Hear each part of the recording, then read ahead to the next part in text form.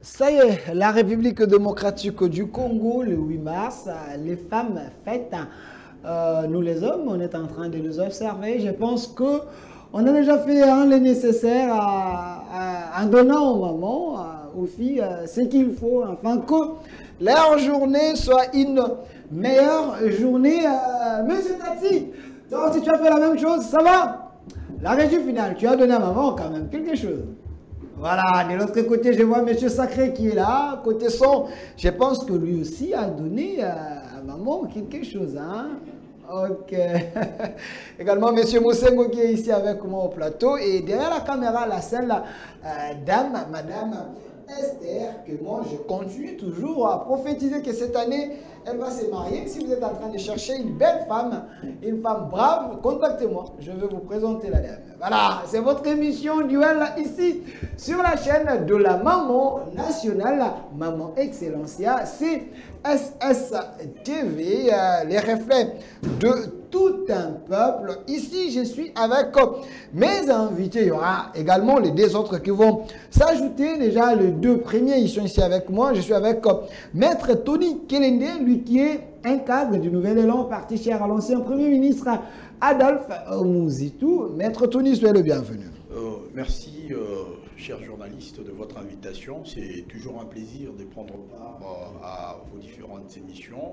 Aujourd'hui, c'est ma première au duel.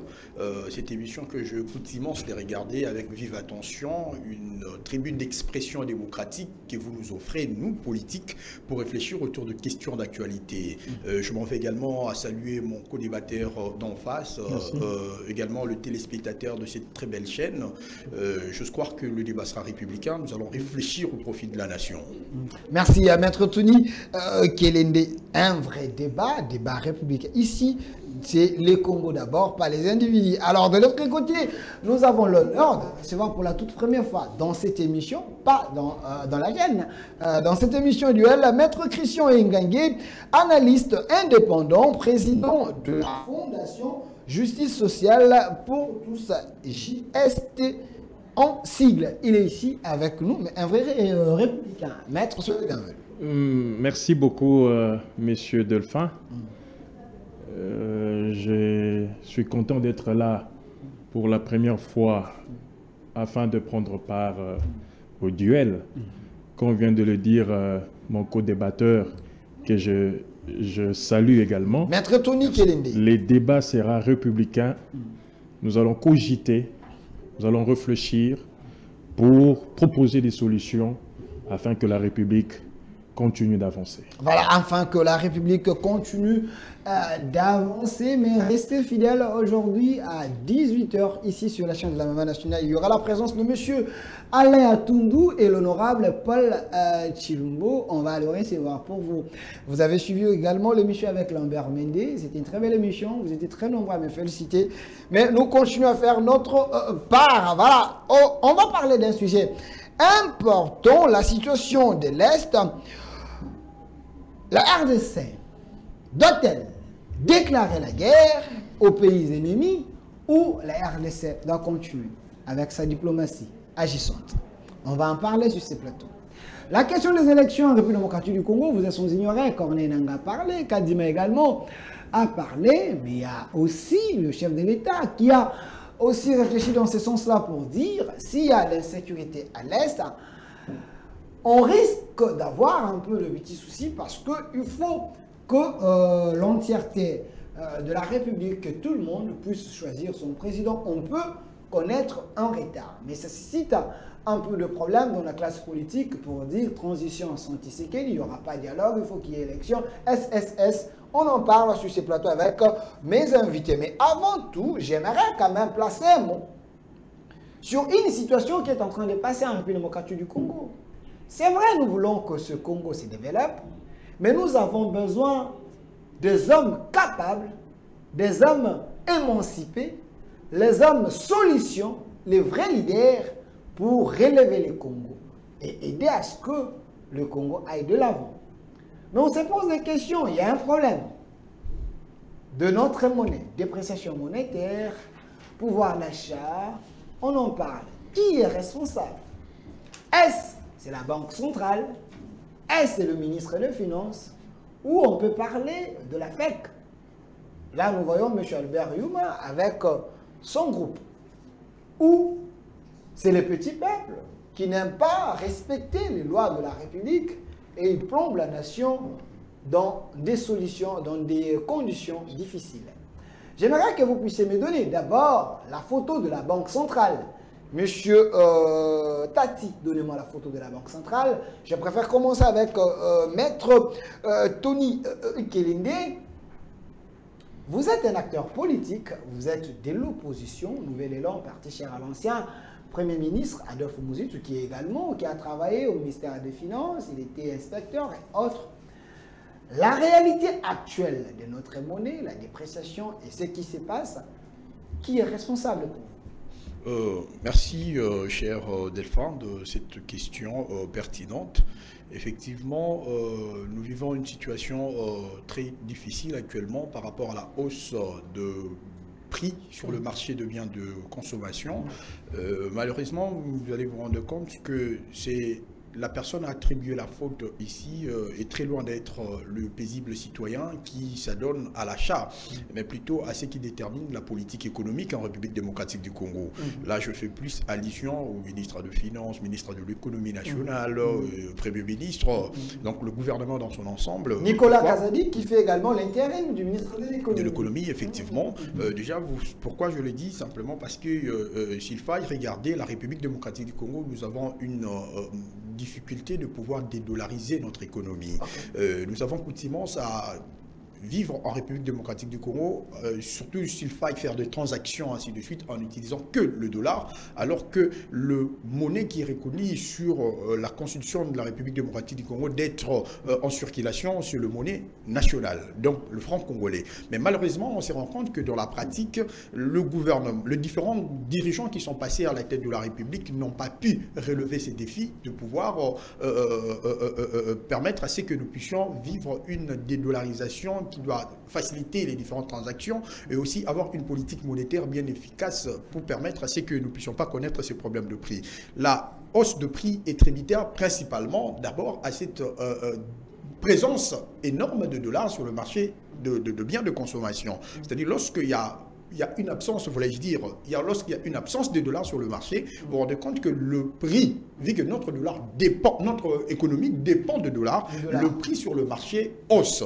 Et par voie de conséquence, il y a évolution, il y a difficulté des employeurs, de fonctionnaires qui sont payés en francs congolais et ils voient le prix hausser. Et le prix en question, pour la plupart des cas, sont en dollars. C'est-à-dire un fonctionnaire qui est payé des 100 000 francs congolais, mais qui va sur le marché de biens de consommation, il trouve un bien évaluable, supposons, à 10 dollars. Le 10 dollars n'est pas équivaut. 22, actuellement, nous sommes même à 25 000 francs congolais. De celui qui est... Bien évidemment. Déjà, vous sentez que c'est une difficulté qui ne va pas permettre à ce que le pauvre citoyen puisse facilement sentir l'amélioration de salaire s'il y a, mais aussi il ne serait pas en mesure de pouvoir bien économiser et aussi ils auront une difficulté énorme de pouvoir permettre à ce que nous puissions facilement vivre dans une situation où le franc congolais a un pouvoir d'achat considérable. Mais aussi il faille dire un mot par rapport à la hausse de budget que nous avons coutumance d'entendre dans les différents médias. 16 milliards. Hein. Bien évidemment, nous avons plus de 16 milliards qui est préparé et qui est actuellement considéré comme le budget de la République démocratique du Congo. Effectivement, la loi budgétaire, c'est une prévision qu'il faille atteindre. Mais cependant, en ressources propres, la République démocratique du Congo, actuellement, sous la gouvernance de Félix Tshisekedi Tshilombo, nous avons 10 milliards de dollars en ressources propres. Cependant, nous nous posons la question, comment est-ce que le gouvernement n'arrive pas à faire une redistribution équitable de richesses? Pourquoi? Parce qu'on se rend compte que à longueur de journée, nous écoutons comment le fervent défenseur du régime, ils sont en train de passer à la télévision pour ovationner frénétiquement le régime par rapport à cet exploit budgétaire pour dire que Kabila il a laissé à 4 milliards. Mais cependant, s'il faille regarder également la situation sociale pendant l'époque de Kabila et la situation sociale pendant le 4 ans de Félix Tshisekedi Tshilombo, il n'y a pas photo. Effectivement, il n'y a pas comparaison. 4 milliards, Tshisekedi qui travaille avec 16 milliards. La situation se dégrade de jour le jour. Pourquoi? Simplement parce que je le dis tantôt dès l'entame de mes propos, il n'y a pas une politique de distribution équitable de richesses. Nous constatons que les institutions publiques en plus consomment plus de l'argent à la place de mettre une enveloppe considérable sur le marché et aussi dans le paiement de différents fonctionnaires. C'est ce qui fait en sorte que sur le marché de biens de consommation, je le dis encore, nous puissions connaître cette difficulté de voir la stabilité de prix et surtout la stabilité de taux de change. Merci, Maître Tony Kelinde. Je précise que vous êtes cadre du Nouvel Élan, parti cher à l'ancien Premier ministre Adolphe Muzito. Alors, Monsieur Maître Christian Ngangue, analyste indépendant, président de la Fondation Justice Sociale pour tous, j'ai aimé, Justice Sociale pour tous, on en parle. Qui est responsable de la dépréciation en cours du franc congolais, la Banque centrale ou le ministre des Finances? Bon, moi je pense que nous n'avons pas une très bonne politique monétaire dans notre pays. Vous serez d'accord avec moi que nous avons une économie qui est d'abord extravertie, tournée vers l'extérieur. Et tout ce que nous avons, nous les importons. Ces opérateurs économiques par lesquels nous arrivons, n'est-ce pas, à obtenir de biens de première nécessité, nous imposent leurs prix. C'est vrai ça? Effectivement, ils nous imposent leurs prix. Rappelez-vous, lorsque l'ancien ministre de l'économie avait décidé de prendre des mesures économiques pour alléger tant soit peu la douleur, n'est-ce pas, de la population, ou amener le gouvernement à répondre au social de la population, le gouvernement avait fixé de prix concernant les produits de première nécessité et la FEC avait vigoureusement réagi, disant qu'elle devait être associée, d'autant plus que cette augmentation, selon la FEC, se justifie par le fait qu'elles sont soumis, ces opérateurs, ils sont soumis, n'est-ce pas, à des taxes, ce qui justifie que lorsqu'ils viennent revendre ici en République du Congo, les produits qu'ils importent, il y a, n'est-ce pas, ils fixent le prix de manière exorbitante. Nous l'avons tous suivi ici. Il y a eu un débat, il y a eu même des réunions qui ont été organisées entre la FEC et le gouvernement pour que l'on essaye de trouver le juste milieu. Malheureusement, ce juste milieu n'a pas été trouvé. Jusqu'à présent, ces opérateurs économiques continuent à nous imposer le prix parce que nous achetons tout. Nous ne produisons rien. Ça, c'est la première cause. Avec la guerre arabe que nous avons, tout ce que nous avons mais c'est juste, on est incapable de produire. Jusque-là, cette terre arabe montre fait que ce ne sont que des déclarations. Jusque-là, il n'y a pas encore une politique. Des déclarations cosmétiques. Cosmétiques. Jusque-là, rien n'est encore fait. Peut-être c'est dans le viseur du gouvernement. Parce que le chef de l'État, lorsqu'il a pris part à la réunion au Forum économique de Dakar, il a parlé de la revanche du sol sur le sous-sol. Ouais. Vous savez que notre budget est à 90% renfloué par le marché de minerais.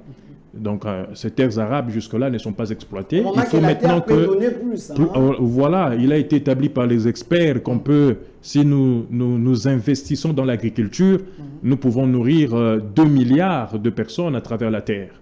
Donc, il faut qu'il y ait une politique, n'est-ce pas, qui encourage l'investissement à l'interne, surtout en ce qui concerne l'agriculture, pour que nous essayions d'apporter des solutions qu'il faut. Aussi, il faut relever, je suis d'accord avec mon co-débatteur, lorsqu'il dit que voilà, il y a un problème de dédollarisation de notre économie qui pose problème. Notre économie nous avons une monnaie qui n'a pas de pouvoir d'achat et qui dépend totalement de la monnaie étrangère. Et lorsque cette monnaie étrangère devient rarissime, la conséquence, il y a dépréciation de la monnaie locale et le prix sur le marché galope. C'est ce que nous connaissons. Donc il faut qu'on arrive à dédollariser notre économie, que notre monnaie, allais-je dire, ait une certaine indépendance vis-à-vis de la monnaie étrangère. Cela fera en sorte que nous puissions nous en sortir. Mais entre-temps, il faut quand même qu'il y ait des solutions sur le plan structurel. Parce que tout ce que nous évoquons est conjoncturel. Mais sur le plan structurel, pour essayer d'alléger tant soit peu la douleur de la population, il faut quand même qu'il y ait des mesures. On doit voir comment, n'est-ce pas, emprunter même ailleurs une somme importante de dollars américains pour essayer... On doit emprunter. Mais la RDC, avec tout ce que nous avons, vous pensez à notre réserve économique? Je ne suis pas économiste, mais les experts en cette matière disent que la réserve de change n'est pas synonyme de stabilisation en matière économique. La preuve, vous constatez que nous continuons malgré une réserve de 5 milliards, mais nous continuons à peiner. Donc ça n'a jamais été un indicateur positif attestant que l'économie est stable. Donc il faut qu'il y ait d'autres mesures qui vont dans le sens de stabiliser notre économie afin que la population, parce que la population est en train de pleurer, les gens sont en train de pleurer jour et nuit, les biens de première nécessité augmentent au jour le jour. Il faut qu'il y ait des mesures conjoncturelles pour permettre à la population de ne pas sentir le coût de cette inflation, n'est-ce pas, de notre économie. Merci, c'était juste le biscuit de l'émission. Le numéro est là, chers téléspectateurs. Si vous êtes économiste, je veux appeler les économistes, mais j'aimerais que vous puissiez également vous enregistrer, écrivez sur WhatsApp, sur ces numéros-là. Je vais voir votre profil, peut-être on peut vous associer dans cette émission pour parler pays, parler nation. Qui est responsable de la dépréciation en cours du franc congolais, la Banque centrale ou le ministre de Finances? On va en parler en long et en large. Ici, il y a M. Albert Youma, M. Tony Kelende. On va vite terminer cette question. Je ne veux pas que vous puissiez rester ici parce que vous n'êtes pas assez spécialiste. Là, vous analysez comme politique. Mais quand on parle d'Albert Youma, lui, il gère les chefs d'entreprise. Voilà. Appelé mon quartier du Congo. La RDC ne produit pas, mais la RDC importe. C'est ça? La RDC importe.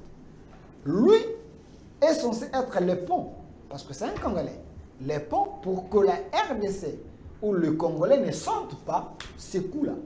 Parce que ces gens qui viennent ici en RDC avec l'air bien, ces gens, des fois, abusent, s'imposent et nous exigent d'acheter des choses à des prix quand même pas considérables. Ils exagèrent aussi. Quelle est sa responsabilité? Pensez-vous que celui qui gère la FEC aujourd'hui fait bien son travail? En fait, c'est une très bonne question, je l'avoue.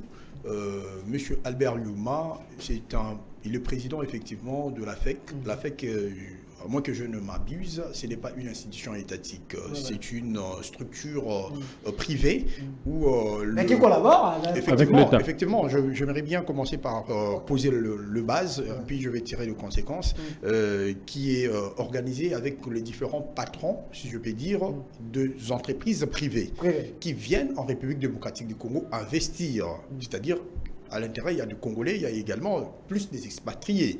Et par voie de conséquence, lorsque ils se regroupent autour de cette plateforme, c'est pour faire entendre leur voix par rapport principalement aux tarifs, aux fixations de taxes, et ainsi de suite. Mais M. Albert Youma, effectivement, celui considérant comme le porte-voix, comme le pont cordélien qui existerait entre la FEC avec le gouvernement, il a un rôle à jouer, mais son rôle à jouer n'est pas d'une manière personnelle. Il doit d'abord écouter les desiderata de personnes qui se retrouvent dans cette association, porter leur voix auprès des institutions habilitées. Nous avons constaté, avant que le ministre de l'économie, j'ignore le nom, démissionne, il y a eu de réunions que la FEC a... Non, il n'a pas démissionné, il est tombé par une motion de défiance.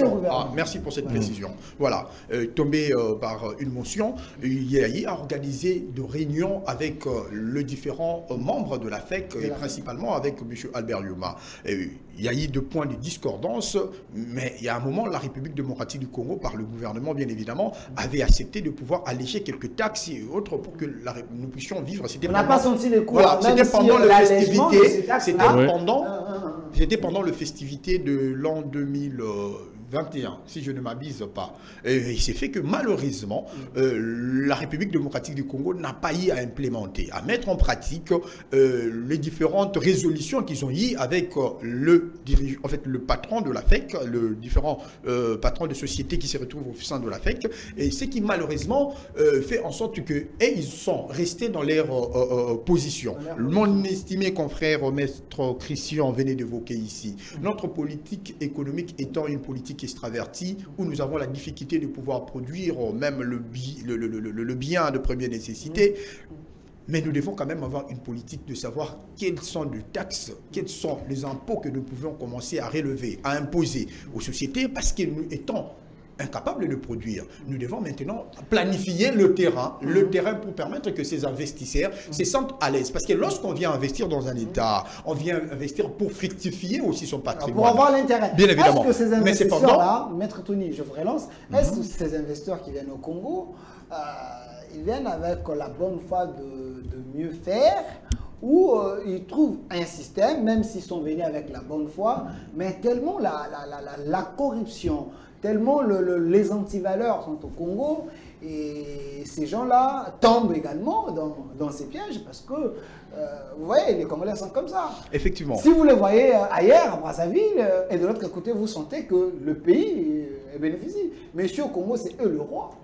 Parce que le Congolais n'est pas conscient de... La problématique ici, c'est, moi j'aimerais dire ça froidement, que nos dirigeants, ils accèdent dans le poste de responsabilité avec un instinct de survie.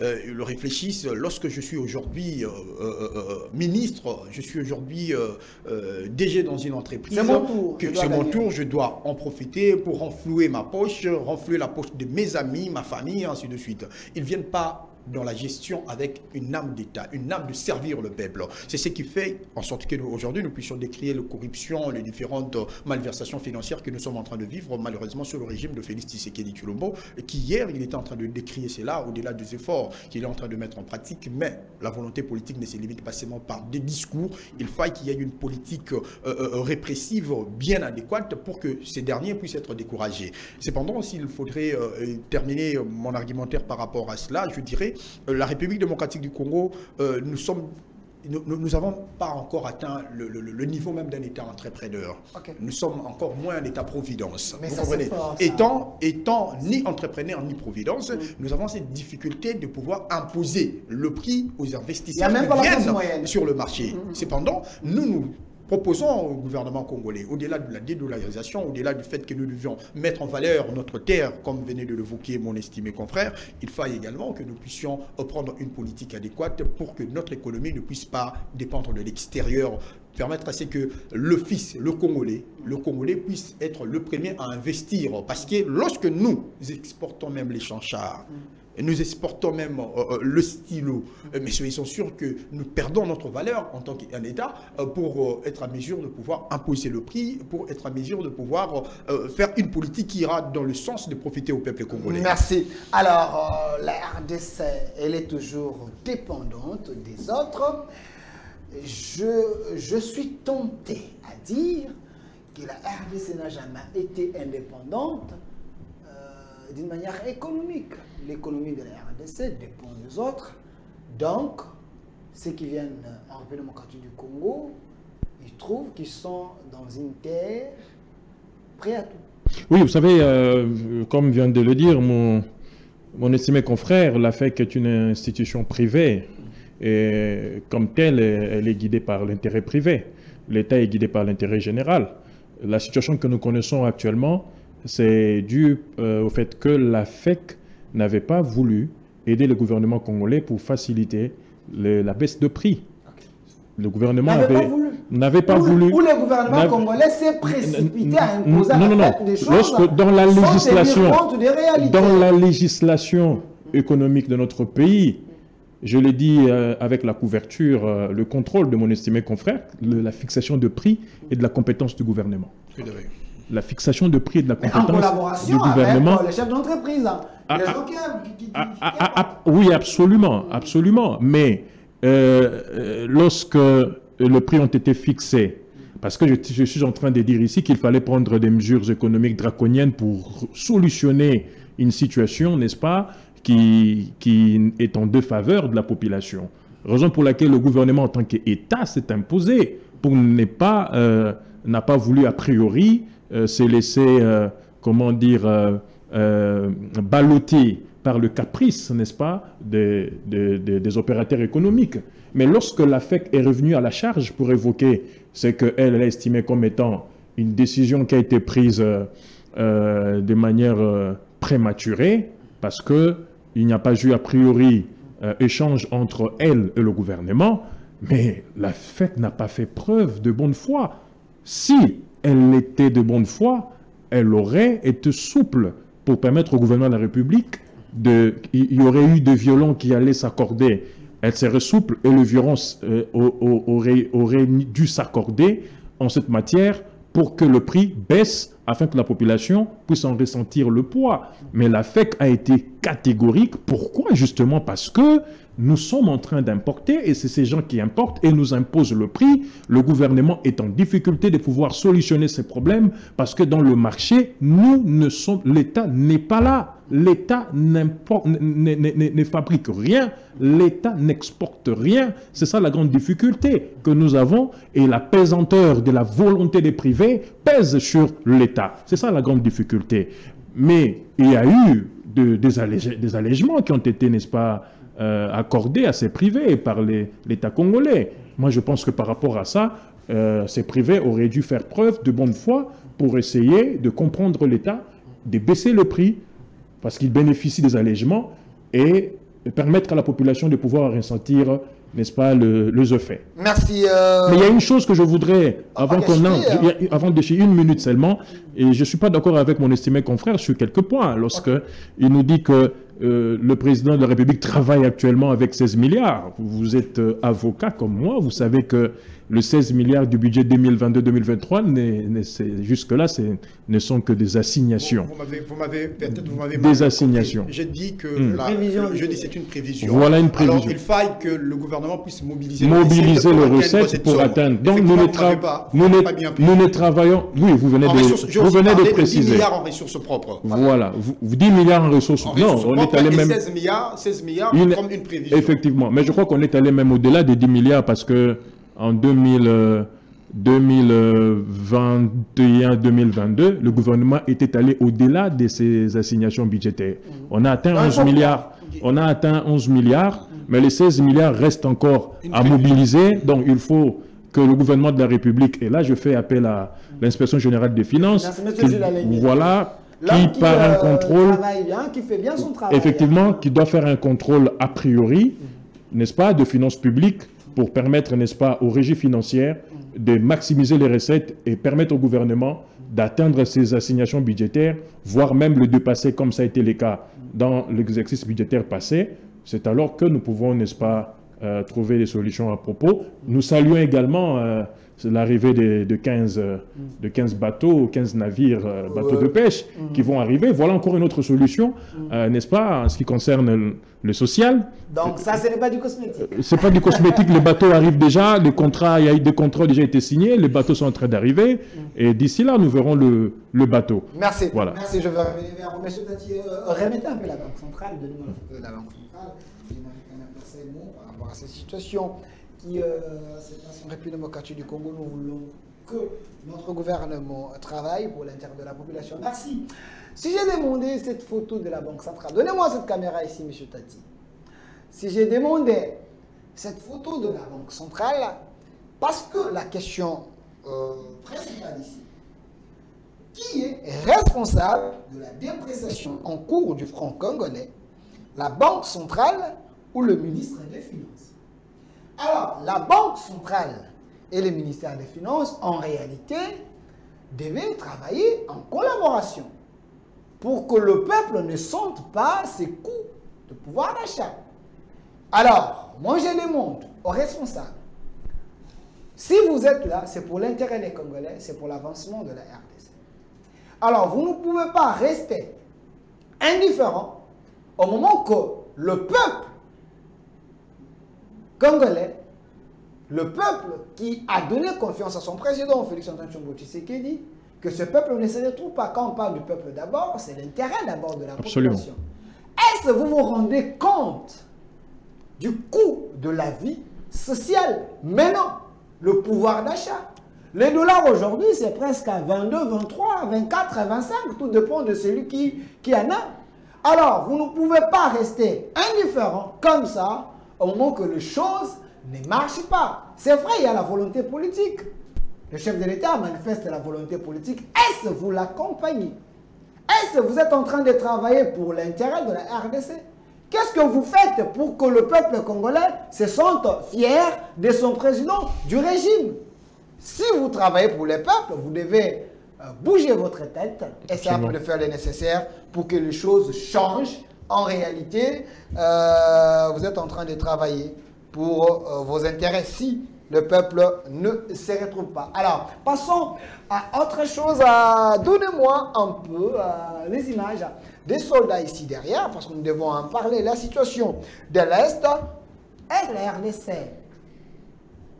peut déclarer maintenant la guerre aux pays ennemis. Pourquoi je parle de pays ennemis? Selon plusieurs sources, il n'y a pas que le Rwanda. Il y a aussi l'Ouganda. L'Ouganda qui nous fait les yeux doux, mais en réalité, c'est un pays traître. Alors, maître Tony Kelene, vous êtes du Nouvel Élan, toujours de l'opposition ou opposition républicaine. La question est là. Vous avez suivi la situation de l'Est ces derniers temps apparemment. Le M23 devait respecter le cessez-le-feu, mais ce n'est pas le cas. La RDC doit faire quoi? Rester dans la diplomatie agissante comme on la chante ou agir? J'appréciais le fait que vous ayez dit que rester dans la diplomatie agissante comme le régime accoutumance de chanter. Pourquoi je le dis? Simplement parce que nous nous rendons compte que le régime actuel, on peut pas venir ici pour remettre les efforts consentis par ceux qui gèrent la République par rapport aux différents voyages qui, du reste, malheureusement, sont de trop, parce que le but principal de ce voyage, déjà vous sentez qu'il y a une certaine difficulté de pouvoir déterminer le pourquoi le président de la République, Félix Tshisekedi Tshilombo, fait ces différents voyages. D'aucuns disent qu'il fait ces voyages pour principalement attirer des investisseurs. Les autres disent pour chercher la paix dans la partie est de la République. Les autres pour permettre que la République démocratique du Congo devienne un État fréquentable. Déjà vous sentez que les différents voyages ont de motivation selon les hyères de chaque communicateur ou de chaque autorité qui passe aux différents médias. Parce que le ministre des Affaires étrangères a une rhétorique différente du ministre de la Communication, ainsi de suite. C'est ainsi que nous, en tant qu'État, nous disons que cette situation d'insécurité qui est en train de la partie est de la République nécessite, avant d'ailleurs que je commence, permettez-moi de pouvoir présenter mes condoléances aux différentes dames qui sont dans la partie est de la République. Aujourd'hui, c'est la journée internationale de droits de la femme. Il me soit permis de commencer par dire, je présente les condoléances aux femmes qui sont tuées, décapitées, qui sont violées suite au massacre, à l'agression que la République démocratique du Congo fait preuve actuellement sous l'égide du Rwanda par le biais de M23. Nous présentons le sincère condoléances aux familles éprouvées et aussi nous leur disons de tenir bon parce que ces moments de difficulté dans quelques mois, nous allons conjuguer ça au passé. Voilà, s'il fallait rentrer dans la question, je dirais, ces différents voyages, malheureusement, n'ont pas apporté à la République démocratique du Congo une solution idoine pour solutionner la guerre qui gangrène dans la partie est de la République. Nous avons vu le président de la République aménager aucun effort pour qu'il parte dans les différents États limitrophes pour aller chercher la paix. Et cependant, il ignore que aucun État du monde n'a pu gagner la guerre suite à la diplomatie. À moins que le spécialiste en géopolitique, en diplomatie, m'amène des exemples probants quant à ça. Mais à ce que je sache, jusqu'à mon niveau d'études, je ne sais pas. Cependant, nous avons, en tant que formation politique, nous avons proposé au président de la République de pouvoir non seulement ne finissent pas seulement par la diplomatie, seulement. Il y a seulement qui entre en ligne de compte. Okay. Pourquoi nous, en tant que formation politique, comme je le disais tantôt, que nous avons proposé au président de la République, nous n'excluons pas l'aspect diplomatique parce qu'il est important. La République démocratique du Congo ne peut pas vivre en autarcie. Okay? Nous sommes dans un monde village dissipé, en fait, un monde qui vague vers un village planétaire. Nous devons discuter, collaborer pour les intérêts qui avantagent notre pays. Mais cependant, cette diplomatie doit s'accompagner à une capacité qu'un État donc la République démocratique du Congo doit prouver sur terrain sa capacité d'imposer le régalien. Le régalien, c'est quoi? C'est être à mesure de pouvoir mettre l'accent sur la défense et la sécurité. Pourquoi je l'ai dit? Parce que nous constatons, effectivement, la République démocratique du Congo, par le biais de dirigeants, la gouvernance, les priorités sont ailleurs. Nous avons assisté ici en République démocratique du Congo les différentes étapes de solutionner. Il y a eu l'amitié avec le Paul Kagame, le principal agresseur. Il y a eu le président de la République a décrété l'état de siège dans la partie est de la République, qui malheureusement lui-même il prend la parole dans la place publique pour dire cet état de siège a permis à ce que nous puissions fructifier notre économie nationale. Ce n'est pas moi qui l'ai dit, c'est le président de la République. Au-delà de ça, nous avons assisté. Est-ce comme le président de la République. En fait, la problématique, ce n'est pas vrai ou faux. La problématique, c'est le pourquoi de l'état de siège. Le constituant, dans la constitution du 18 février 2006, tel que modifié à ce jour, lorsqu'il avait inséré l'état de siège, et c'était d'abord pour que la République démocratique du Congo soit à mesure, à chaque fois, lorsque elle se sent agressée, de prendre de mesures drastiques, draconiennes contre l'insécurité, afin que nous puissions être... C'était la priorité c'était la priorité des priorités. Mais malheureusement, ces mesures puissent gagner en termes de écoutez, la finalité, je venais de le dire tantôt ici, que la finalité, ce n'est pas pour que nous puissions renflouer notre économie. Effectivement, même pendant la guerre, nous avons besoin que l'économie tourne pour financer la guerre. Pour financer la guerre, effectivement. Mais cependant, la priorité ne doit pas être seulement renflouer le caisse de l'État, mais c'est aussi émettre la paix, rétablir le régalien dans la partie est de la République. Mais c'est ce que le régime en place n'arrive pas à nous donner, nous, en tant que peuple congolais. C'est ainsi que nous disons, M. Félix Tshisekedi Tshilombo, par le biais de la tribune de M. Adolphe Mozito, de pouvoir déclencher l'aspect militaire. L'aspect militaire, pourquoi nous étions le premier à le dire depuis 2019 que, bien évidemment, il fallait que nous fassions la guerre au Rwanda, parce que le Rwanda, déjà, si vous regardez par rapport à l'effectif militaire, le Rwanda n'est pas à mesure de pouvoir tenir tête à la République démocratique du Congo. Mais cependant... Il y a certains analystes qui pensent que l'armée rwandaise elle est suffisamment formée, effectivement, pas infiltrée, mais le contraire, la RDC la formation, une armée pléthorique, mais avec les infiltrés. Alors sur ce n'est pas encore le moment que nous puissions déclarer la guerre au Rwanda. Il faut d'abord assainir notre armée pour être sûr, si nous allons en guerre, on ne part pas avec des chars en canon. Effectivement, vous avez raison de le dire, mais il est aussi important de dire que nous ne devons pas commencer à assainir notre armée tout en permettant à ce que nos femmes, nos enfants, nos amis, nos pères meurent dans la partie est de la République.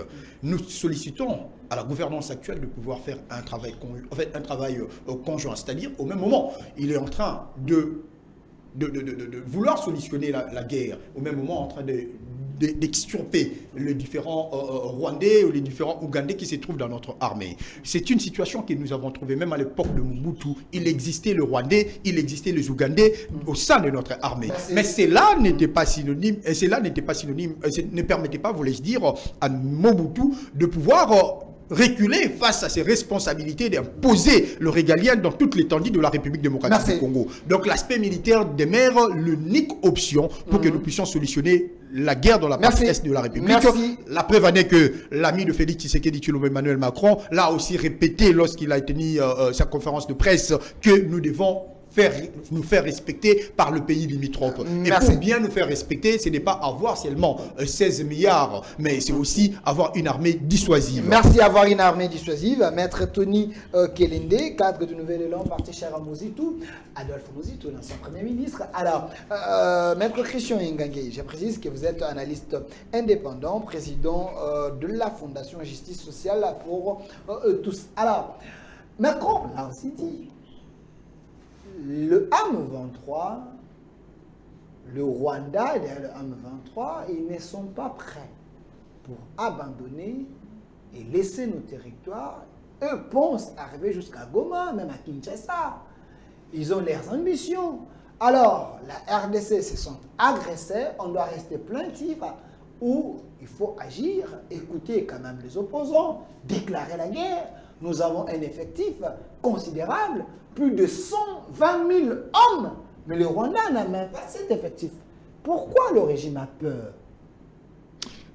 Voilà, ce n'est pas une question de de peur. Je ne pense pas que le régime a peur. C'est ce que l'opposition pense. Vous savez que sur terrain, il y a du répondant avec nos FARDC qui, depuis plus d'une vingtaine d'années, continue, n'est-ce pas, à livrer une bataille à fleuret moucheté pour empêcher la balkanisation de la RDC.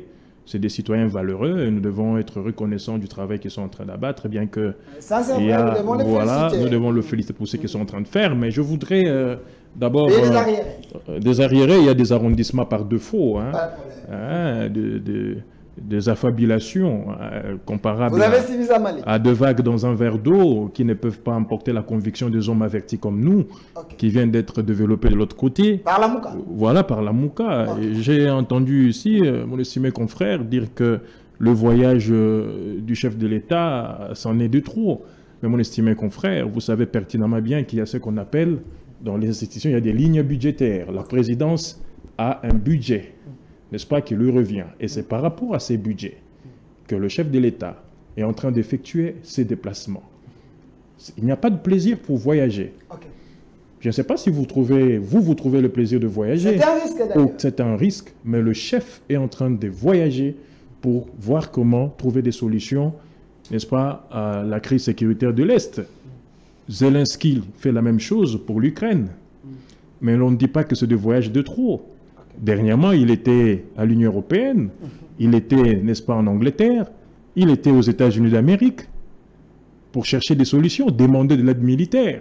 Mais vous ne dites pas que c'est des voyages de trop pour Zelensky, mais quand il s'agit du président de la République, vous dites que c'est des voyages de trop, c'est une mauvaise foi. C'est de la mauvaise foi. Et quand vous affirmez que ces voyages... C'est pareil parce que l'Ukraine... a déclaré la guerre, mais la RDC n'a pas déclaré la guerre. Non. Mais la RDC semble faire les yeux doux à la communauté internationale, mais au moment que les femmes et hommes sont tués à l'Est, c'est comme si la RDC a abandonné sa population. Oui, certes, là, nous ne sommes pas dans la même situation, certes, mais vous savez comme moi que derrière le Rwanda, il y a la main noire de la communauté internationale. C'est pourquoi le chef va à la rencontre de cette communauté pour lui demander de prendre, n'est-ce pas, des dispositions utiles. Et cette communauté ne nous aveugle pas, cette communauté... Non, la communauté ne nous a... Pas du tout, parce que au moment où nous sommes en train de chercher des solutions, le chef cherche des solutions à l'extérieur, mais sur le théâtre des opérations, le FARDC sont en train de défendre l'intégrité territoriale. Le gouvernement essaye, autant que faire se peut, donner des moyens à ces FARDC pour défendre l'intégrité territoriale.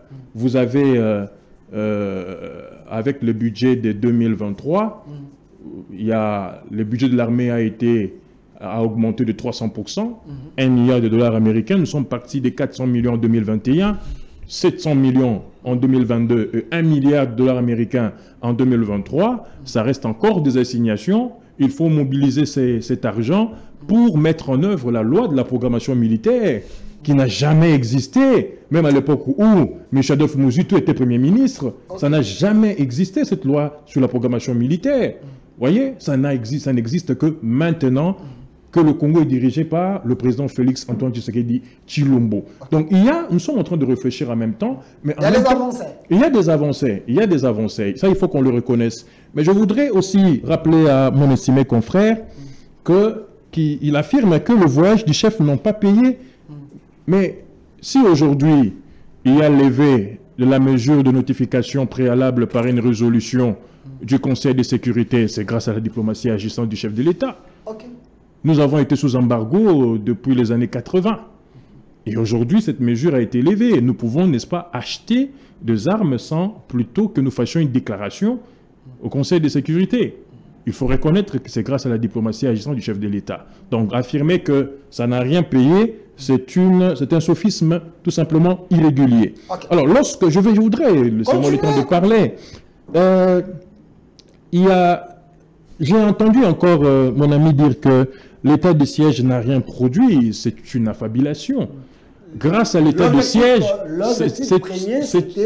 voilà, mais autant, je dis c'est une affabulation parce que autant des bastions des ADF ont été détruits grâce à l'état de siège.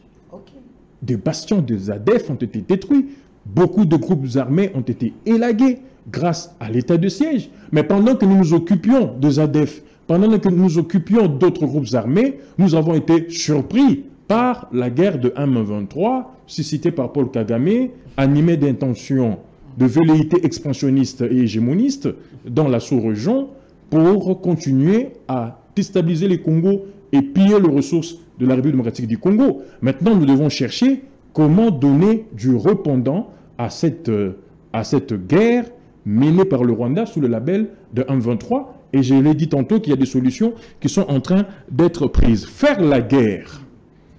Écoutez, il est vrai que sur le plan formel, au regard de notre constitution, le chef de l'État peut déclarer la guerre après avoir consulté les conseils supérieurs de la défense et après avoir obtenu l'autorisation du Parlement, mais cela ne suffit pas. Il y a des conditions, n'est-ce pas, qu'il faut réunir.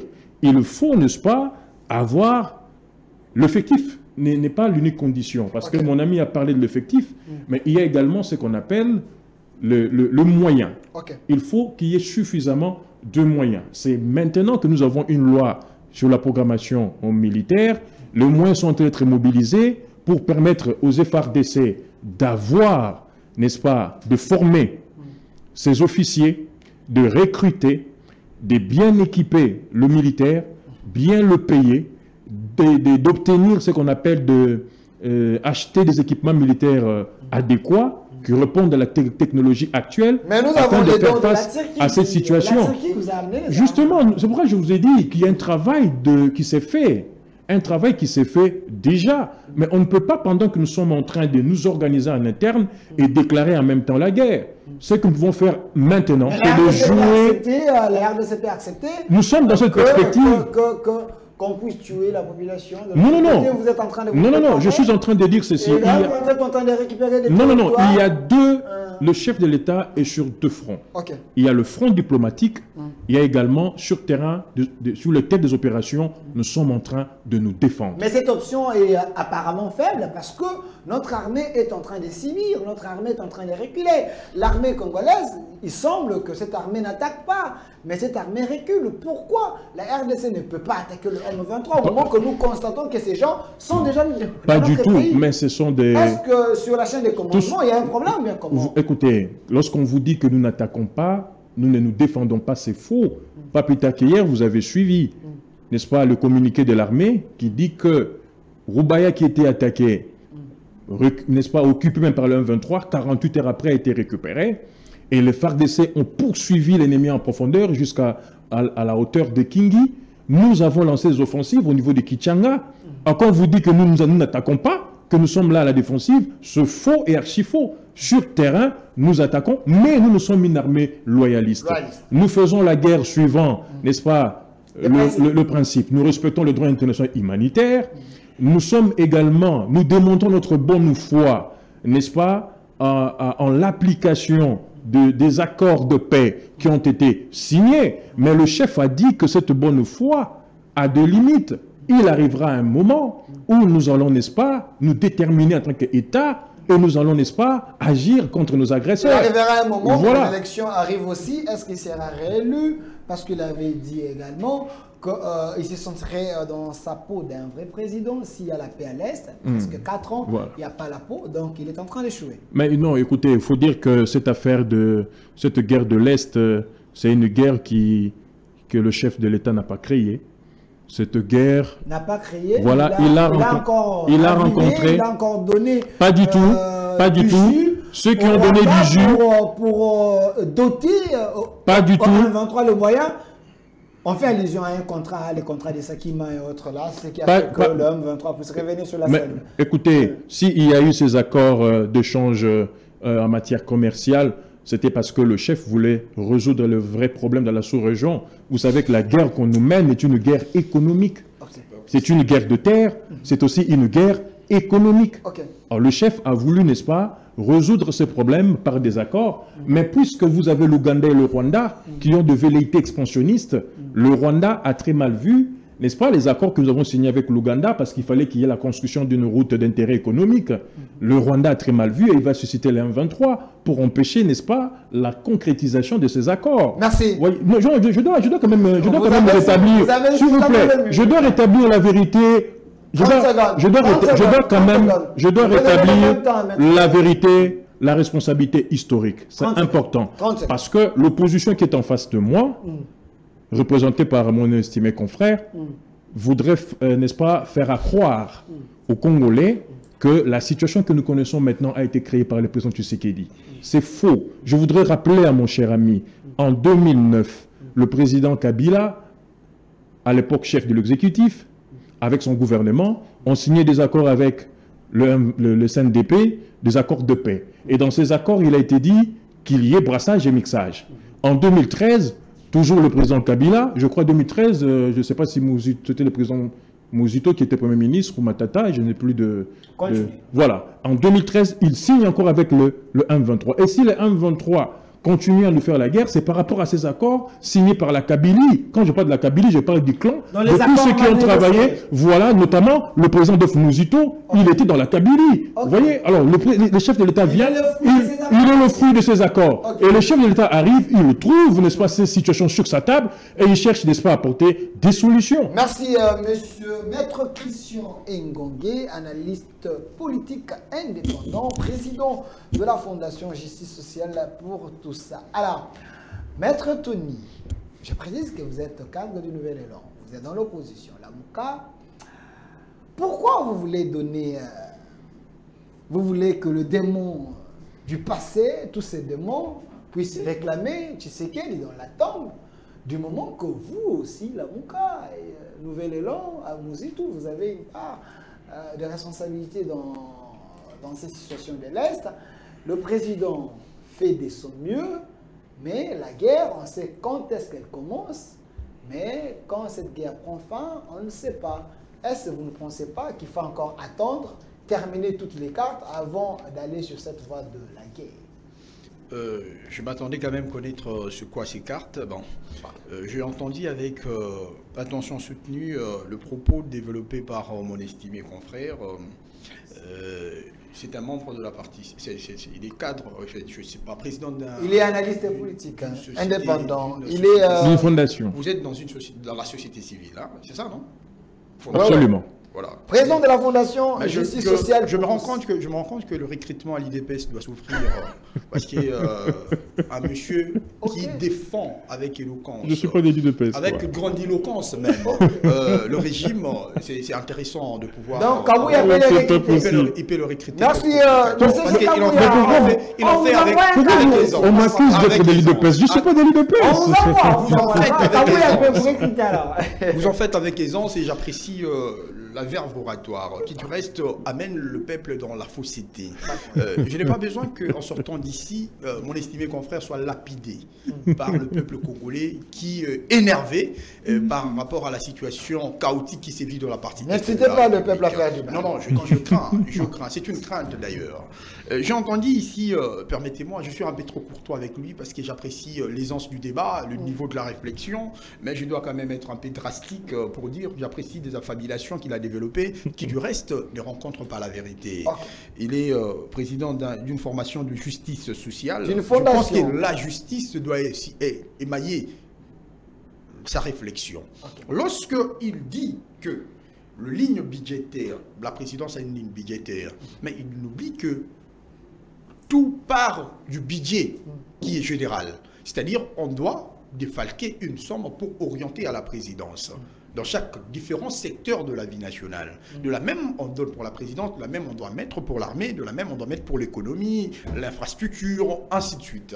Mais cependant, lorsque nous constatons que la présidence, chaque année, dépasse les assignations, dépasse le fonds alloué à sa merci, prévu bien évidemment, ça nous laisse entrevoir que l'objectif, ce n'est pas le déplacement pour solutionner le problème de la République démocratique du Congo. Mais par contre, pour s'enrichir. Mais écoutez, Félix Tshisekedi Tshilombo, c'est un président de la République. Quoique, devenu président de la manière que tous nous maîtrisons, et surtout Corneille Nangaa. Mais cependant, son déplacement est tributaire à ce que la loi prévoit à la matière. Ça coûte de l'argent au trésor public. Et cet argent peut permettre à ce que nous puissions mettre une économie de guerre, peut permettre à ce que nous puissions permettre de renflouer notre économie. Mais malheureusement, mon ami et mon estimé confrère, il prend quand même l'aisance avec une verve oratoire indéniable pour commencer à ovationner ces différents voyages qui n'apportent ne serait-ce que pas un stylo rouge à la République démocratique du Congo. Moi, je pense que la justice serait aussi de reconnaître que ces voyages, c'est une peine perdue pour la République. Au-delà de ça, il a évoqué la question de la levée de la notification. Ce n'est pas lui, un avocat, président d'une fondation qui prône sur la justice sociale. Il doit développer un argumentaire, dire que c'est les différents voyages qui a occasionné que nous puissions avoir cette levée de notification d'achat d'armes. Pourquoi je le dis? Parce que ce n'est pas à lui que j'apprendrai qu'à l'est de la République, il y a eu de jeunes qui se sont tués, qui ont marché, qui ont malheureusement été victimes de balles réelles. Et aujourd'hui, ils sont sous la tombe. Simplement parce qu'ils ont eu à manifester contre la MONUSCO. Nous avons senti comment le discours du secrétaire général des Nations Unies a navigué, en fait, a navigué à vie, a été modifié. Pourquoi je le dis? Simplement parce qu'à un moment, il a eu à tenir que la MONUSCO ne doit pas quitter la République démocratique du Congo. À un moment, il a dit, par rapport aux différentes manifestations qui se sont déroulées là-bas, et nous sommes rendus compte que avec les différents concours des artistes, de footballeurs congolais que j'ignore le nom, ils ont eu à démontrer à la face du monde que la République démocratique du Congo, ça meurt dans la partie est de la République et la communauté internationale et les miouettes quant à c'est. C'est sur base de cette abnégation du peuple congolais, de nous autres de la MOUCA, de mon parti politique Nouvel Élan, que nous avons eu la levée de cette notification. Ça ne doit pas être attribué à un régime quelconque qui du reste n'arrive pas à solutionner la guerre dans la partie est de la République. Au-delà de ça, il nous parle de la loi de la programmation militaire. Mais la loi de la programmation militaire, heureusement, lui-même s'est rémifié, parce que je le regardais avec un œil étonnant. Parce que je le connais, c'est quand même parmi les têtes de la République. Et ses regards étonnants, il s'est rendu compte qu'il devait se rémifier pour dire que la loi de la programmation militaire, c'est une loi principalement qui doit être, d'abord c'est une assignation qui doit être, on doit... le budget. Bien évidemment, c'est un budget. Pour la mise en œuvre de la loi. Pour la mise en œuvre. Mais il oublie que la loi de la programmation militaire en République démocratique du Congo, avec ce que nous... Ça existe, mais le budget jusque-là n'existe pas. On n'a même pas défalqué un 10 francs pour cette loi de programmation militaire. Nous sommes contents de cette loi. Vous avez lu la loi des finances. Démocratique du Congo. Vous avez lu la loi des finances. Avant de venir ici, après l'émission vous avez lu la loi des finances 2023. Vous savez le problème c'est quoi? Nous tous, nous sommes contents de cette loi de programmation militaire. Parce que ça va permettre à ce que l'armée congolaise puisse devenir soit stable. Et cette stabilité permettra que nous puissions avoir une administration militaire forte. Parce que la République démocratique du Congo, nous nous battons au front, mais nous n'avons pas une administration militaire. C'est matin, midi, soir que le ministre de la Défense, il peut réfléchir, voilà, celui-ci quitte ici, il va là-bas. Alors que dans toutes les armées du monde, avant de gagner une guerre, il faille d'abord faire asseoir l'administration. Je n'ai pas encore répondu à votre question. Je suis en train de rencontrer les arguments de mon estimé confrère. Mais cependant, lorsqu'il s'attelle pour parler de la loi de la programmation militaire, alors que sur terrain, nous avons encore du mal, nous reculons du jour le jour. Aujourd'hui matin, il y a eu des tirs, il y a eu des bombardements. Hier, j'ai lu le communiqué du M23 avalisant le cessez-le-feu pour discuter avec le gouvernement. Mais aujourd'hui matin, on a tiré encore à Kabumba. Aujourd'hui matin, vous êtes un journaliste que je respecte beaucoup, je pense que vous pourrez lui informer. Au-delà de ça, mais là, c'est un groupe rebelle, est-ce qu'on peut négocier avec des rebelles ou écoutez, non, nous ne sommes pas d'avis de ceux qui pensent que nous devons discuter avec le rebelle. Mais nous sommes aussi d'avis de ceux qui pensent que la RDC ne doit pas attendre que la paix soit rétablie dans la partie est de la République avec le concours des autres États. Parce que je venais d'évoquer ici la question de l'état de siège. Au-delà de ça, il y a eu la mutualisation des efforts avec le Rwanda. Au-delà de ça, il y a eu le zone tampon qui a été décrétée. Au-delà de ça, il y a eu l'armée régionale qui est jusqu'à nos jours. Mais la solution ne se trouve pas. Quoi de plus normal pour nous, en tant qu'un État souverain, d'imposer le régalien en mettant l'accent sur l'aspect militaire, pourquoi pas décréter la guerre contre le Rwanda pour permettre à ce que la paix règne dans la partie est de la République. Il est très important de le dire. Si nous attendons que Emmanuel Macron, nous attendons que les différentes conclaves de Nairobi, de Luanda, ainsi de suite, nous amènent la paix dans la partie est de la République, nous faisons fausse route. Et j'aimerais bien appeler mon estimé confrère, disait de cette rationalité dans la réflexion, parce que nous ne parlons pas de nos positionnements politiques, mais surtout de l'intégrité territoriale. Nous devons être à mesure de léguer une république entière à notre postérité. Ça sera utile pour nous de pouvoir avoir une réflexion qui va aider le gouvernement à pouvoir mettre une stratégie de batterie en marche pour que cette question soit résolue d'une manière définitive. Merci. Merci, je termine avec vous. Il nous reste 10 minutes. Mais le temps de la parole, je sens que... Très équilibré. Ce n'est pas équilibré. Je vous ai donné suffisamment. Il a rencontré... Au peuple de Niger. Je vous ai donné suffisamment. Alors, au fond, cette question des élections, parce que nous voulons avoir les élections apaisées en République démocratique du Congo, quoi faire pour éviter les bains de sang en République démocratique du Congo? On connaît les élections apaisées, les élections inclusives. Est-ce il faut refaire l'équipe Kadima, parce que j'ai suivi Emmanuel Chadari, qui est le secrétaire général du PPRD, qui doute encore de ces élections apaisées. Non, mais avant de rentrer, n'est-ce pas, sur cette question, je voudrais rencontrer les sophismes irréguliers par confusion de l'essentiel à l'accidentel que vient de développer mon estimé confrère de l'autre côté. Mais quand vous parlez au nom du peuple, c'est hasardeux. C'est hasardeux parce que vous n'avez pas reçu le mandat de parler au nom du peuple. Parce que je suis moins peuple. On ne peut parler au nom du peuple que celui qui a reçu mandat. Je suis moins peuple. Vous n'êtes pas moins peuple, mais vous connaissez les règles dans une démocratie. Ne parle du peuple que celui qui a reçu mandat. La seule personne habilitée à parler au nom du peuple, c'est le président de la République. Parce que lui a reçu mandat. Vous n'avez aucun mandat pour engager le peuple. Lorsque vous venez sur un plateau de télévision dire que le peuple va vous lyncher, alors que vous n'êtes pas le peuple, vous encore moins. Vous faites partie de ce peuple. Deuxièmement, vous ne le représentez pas, donc vous n'êtes pas bien, vous n'avez pas qualité pour engager le peuple. Donc ce peuple-là que vous évoquez, non seulement vous n'avez pas mandat pour parler au nom de lui, mais aussi vous n'êtes que, n'est-ce pas, une petite portion, n'est-ce pas, qui le constitue, et la grande majorité est celle qui est derrière le président de la République et qui l'encourage par rapport à ces différentes démarches. Donc là, il faut que ça soit noté. Deuxièmement... Vous refusez qu'il parle au nom du peuple? Non, il n'a pas mandat, il ne peut pas parler au nom du peuple. Ah, merci. Il n'a pas mandat. Il est juriste, il le sait. Il n'a pas mandat, il ne peut pas parler au nom du peuple. Merci. Bon, je rentre directement dans les élections. L'homme ici qui est derrière moi, M. Kadima... Voilà. Nous avons suivi le président de la CENI. Voilà qui dit que...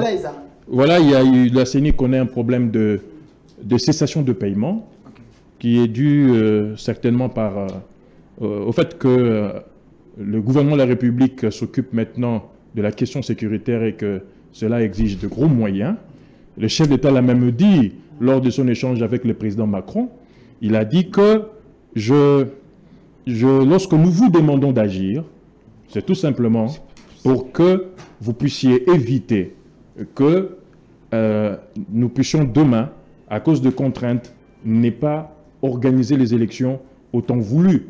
Vous devez agir, et si vous n'agissez pas, vous reviendrez encore demain pour nous parler d'un compromis à l'africaine. Le chef l'a souligné, et il a même dit que la situation sécuritaire qui prévoit actuellement à l'Est risquerait de compromettre le processus. Vous avez plus de 500 000 personnes déplacées dans leur propre pays. Dites-moi, comment vont-elles voter? Vous avez, n'est-ce pas, de territoires qui sont occupés par le 1-23. Dites-moi comment ces Congolais-là vont-ils voter? Mais ce n'est pas la première fois, M. Christian Ngongue, laisse-moi vous rafraîchir. Ce n'est pas la première fois. Vous êtes sans ignorer que Tshisekedi a été élu, mais il y avait un autre contraire où les gens n'ont pas à voter pour le problème d'Ebola. Donc, vous pouvez faire également la même chose. Mais écoutez, il ne faut pas que l'on prenne des situations... Il y a 26 provinces. Il ne faut pas qu'on prenne des cas... C'est pas plus de 4 provinces. Ça s'est fait. Ce n'est pas parce que ça s'est fait que c'était bien. Il faut que l'on corrige. Vous savez que les gens de Béni avaient manifesté leur indignation. À propos, le jour du vote, eux-mêmes avaient constitué des bureaux de vote et ils sont allés avec des papiers vierges comme ça et pour aller voter. Mais pour dire que vous nous avez exclu injustement. S'il y a des provinces qui ne fonctionnent pas, s'il y a des provinces qui posent problème, sur 26, on prend 24 qui peuvent aller aux élections ne développez pour avoir un leadership meilleur, pour terminer ces problèmes de reste. Voilà, je suis de poser mes questions. Voilà, je vous écoute. J'ai dit ceci.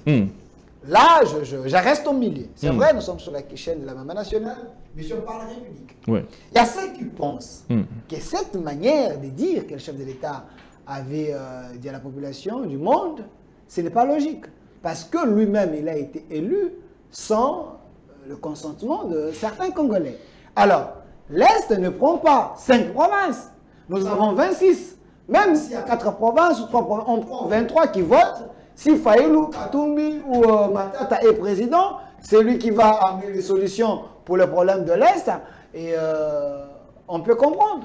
Non, pourquoi conditionner les gens? Non, écoutez, cette politique d'exclusion de Congolais, je m'insurge en faux. Okay. Nous ne sommes pas plus Congolais que ceux qui sont à Bunagana. Nous ne sommes pas plus Congolais que ceux qui sont à Kishiché, ceux qui sont à Kichanga, ceux qui sont à Rutshuru centre. C'est des Congolais. Ils ont le droit de voter les chefs de l'État autant que nous. Donc nous devons arrêter avec cette politique d'exclusion. Okay. Mais ce que le chef dit rencontre également la volonté du FCC. Pas plus tard qu'hier ici, le FCC avait tenu une réunion avec les centres carters et le FCC a évoqué cela comme étant un problème. La situation sécuritaire de l'Est. Il a dit 14 millions de Congolais actuellement, à cause de la crise, n'est-ce pas, sécuritaire qui prévaut actuellement à l'Est, ne sont pas en mesure de voter. Il faut que cela soit résolu. Mais le FCC qui est de l'opposition, le dit aussi. Donc c'est une manière de dire nous devons faire ce qu'on appelle la compromission. Mais il faut c'est mettre autour d'une table. Moi je suis d'avis. Comme les Africains. Moi je suis d'avis. Partager les gâteaux. Monsieur Delphin, moi je suis d'avis qu'il y ait sur cette question sécuritaire un compromis, n'est-ce pas, politique. D'ailleurs, ça serait une occasion pour nos frères de Nouvel Élan, représentés par Adolphe Muzito, de faire parvenir au gouvernement des propositions. Mais que cela ne se métamorphose pas à un cocktail de ratatouille, un partage de pouvoir. Non, seulement sur la question sécuritaire, solutionner ces problèmes parce que la paix est la priorité des priorités, afin de permettre à nos frères de voter. Mais je demande au gouvernement de faire, n'est-ce pas, par tous les moyens, de voir comment donner des moyens qu'il faut à la Commission électorale nationale indépendante. Parce que je crois que dans notre loi, il est prévu, je crois, de la Constitution, dans les lois particulières, que le gouvernement doit mettre de côté de l'argent pour l'organisation des élections. Donc, que la CENI se retrouve en cessation de paiement, cela ne s'explique pas. Merci. Voilà, il faut que le gouvernement essaye d'apporter des solutions quant à ces, financer la CENI. Mais les défis sécuritaires doivent faire l'objet d'un compromis politique. Et si on glissait de 2 mois, de 3 mois, personne ne mourra. La République continuera à fonctionner. Le 20 décembre, il y aura un jour, il y aura une nuit. Et sur pied du principe de la continuité fonctionnelle à l'absence des élections, en combinaison des articles 70 alinéa 2 et 76.2 et 4 de la Constitution, le chef de l'État restera en fonction jusqu'à l'installation du nouveau président élu, parce qu'il n'existe pas de vide juridique au sommet de l'État. Merci, le monde est un éternel recommencement. Là, cette chanson à l'époque de Kabila... Non, ça c'est du droit constitutionnel. C'est du droit constitutionnel, c'est le droit constitutionnel. Merci, donc la constitution de Kabila... Le principe de la continuité fonctionnelle en l'absence des élections. Kabila dit que c'était sa constitution.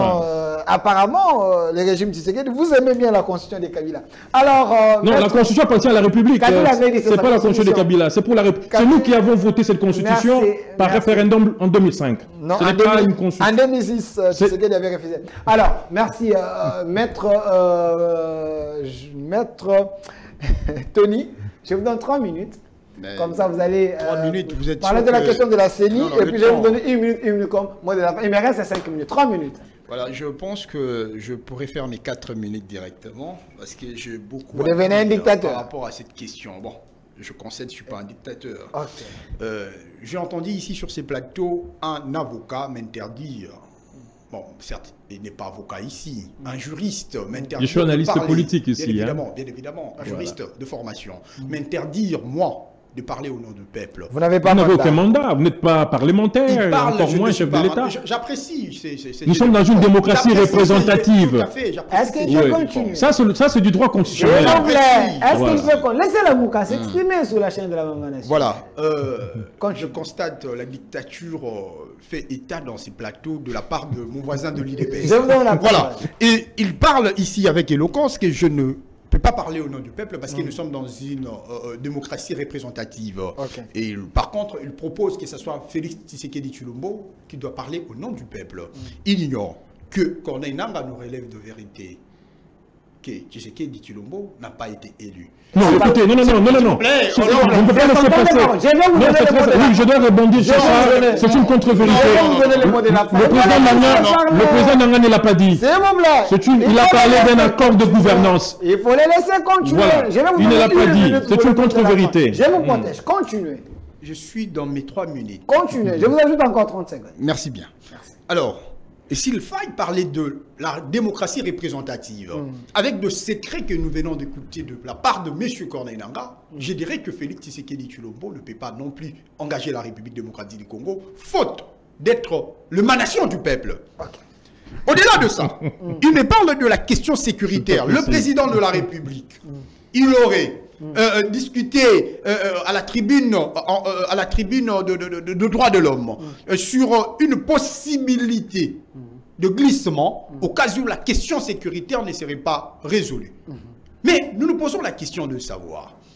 Effectivement, je aimais votre manière de pouvoir le rafraîchir la mémoire en lui disant qu'il y a eu une précédente, effectivement, malheureuse, où nous avons constaté que quelques camarades de la partie Yumbi, la partie Est, précisément Yumbi, et autres, où il y avait l'Ebola, il y avait aussi l'insécurité qui gangrénait dans cette partie, ils n'ont pas été pris en compte par leur vote.